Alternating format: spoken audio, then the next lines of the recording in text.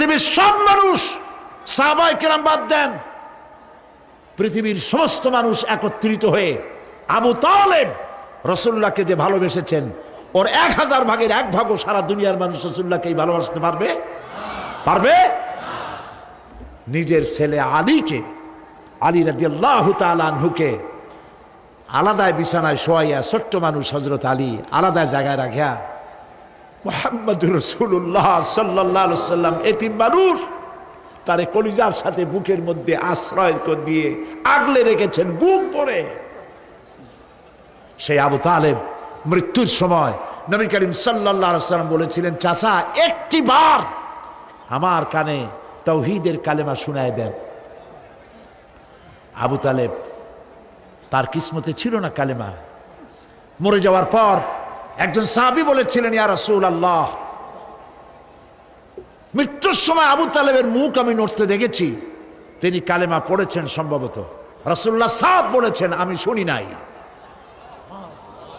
এত ভালোবাসার পরেও হাদিস শরীফে এসেছে আবু তালেব জাহান্নামে যাবে। কোথায় যাবে?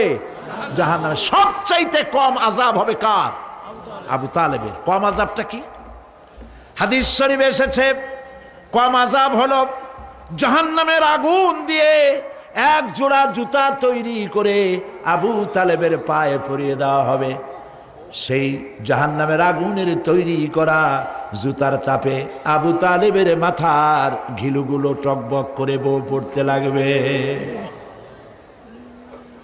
এত ভালোবেসে যদি কিয়ামতে উপায় না হয়, আপনি ইয়া নবী সালাম আলাইকা, ইয়া রাসূল সালাম আলাইকা, আর কতগুলো জিলাপি খাইলেন, বড় একটা মিছিল করলেন। প্রিয় ভাই সব, এইসব বিদআত ছাড়ুন, এগুলি সুস্পষ্ট বিদআত। রাসূলুল্লাহকে ভালোবাসবেন, সাহাবীরা যেভাবে ভালোবেসেছেন ওইভাবে ভালোবাসবেন। আল্লাহ রাব্বুল আলামিন বলেন, যালিকাল ইয়াউমুল হক ফামান শাআ আত্তাখাযা ইলা রাব্বিহি মাআবা। এই দিনটি অবশ্যই আসবে, সেদিনটি নিশ্চিতভাবে আসবে। আর এখন যার ইচ্ছা সে তার রবের দিকে অগ্রসর হোক।